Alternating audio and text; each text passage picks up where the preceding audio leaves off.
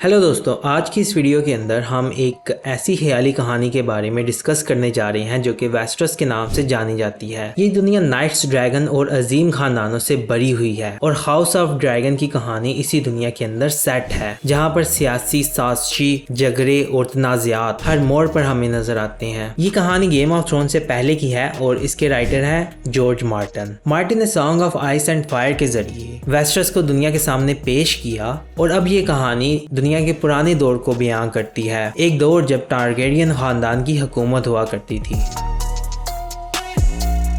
तो सबसे पहले हम जानेंगे वेस्टरोस को। तो इसको जानने के लिए हम सबसे पहले वेस्टरोस का मैप जानेंगे।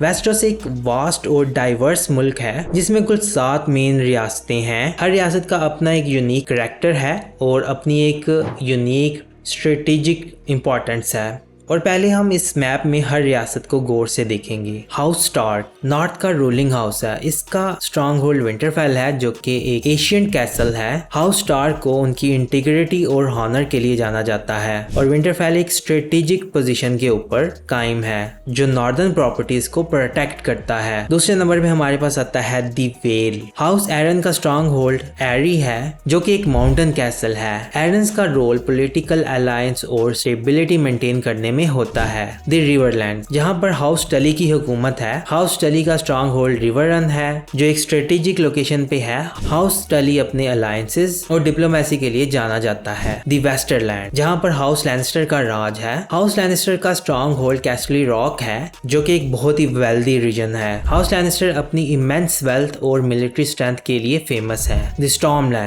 स्टॉर्मलैंड्स के अंदर हाउस ब्राथियन का राज है। हाउस ब्राथियन का स्ट्रॉन्ग होल्ड स्टॉर्म्स एंड है। ये हाउस स्ट्रॉन्ग मिलिट्री और लीडरशिप के लिए जाना जाता है। हाउस ब्राथियन का role often major political conflicts में होता है। दी रीच हाउस टायरल का दी रीच के अंदर राज है और इनका स्ट्रॉन्ग होल्ड है हाई गार्डन। ये हाउस अपनी एग्रीकल्चर और पॉलिटिकल इन्फ्लुएंस के लिए बहुत फेमस है। तो फिर 7वें नंबर पे हमारे पास आता है दी डॉन। यहाँ पर हाउस मार्टेल की हुकूमत है जिनका स्ट्रॉन्ग होल्ड सन स्पेयर है। मार्टेल अपने यूनिक कल्चर, वॉरियर स्पिरिट और पॉलिटिकल इंडिपेंडेंस के लिए जाना जाता है। तो ये तो थे 7 रियासतें और उनके ऊपर कंट्रोल करने वाली 7 फैमिलीज, मतलब 7 रॉयल फैमिलीज। और उसके बाद अब हम जानेंगे टारगेरियन को, जिनको जानने के लिए हम पहले हिस्ट्री में जाएंगे और जानेंगे एगन द कॉन्करर को।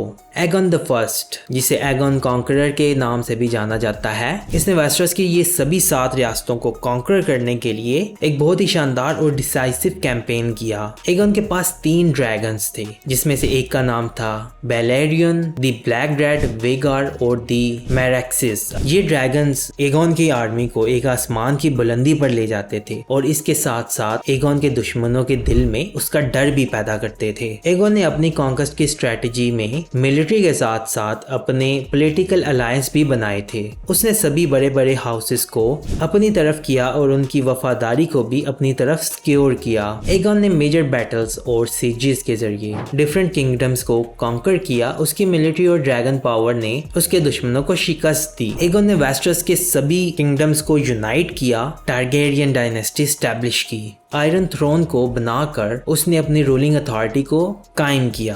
तो अब हम जानेंगे टारगेरियन रीजन को। टारगेरियन का पहले असल घर वलेरिया से था जो एक एशियंट और पावरफुल ड्रैगन लॉर्ड सिविलाइजेशन थी। वलेरिया की तबाही के बाद टारगेरियंस वेस्टरस में माइग्रेट हुए। टारगेरियन की हैसियत उनके ड्रैगन्स थी जो उनकी मिलिट्री और पॉलिटिकल पावर को डिफाइन करती थी। और अब हाउस ऑफ द ड्रैगन में द एगन टारगेरियन के राज के 101 साल बाद हमारे पास पेशे मंजर है जहेरस टारगेरियन, जो अपने वक्त का बहुत ही अक्लमंद बादशाह था।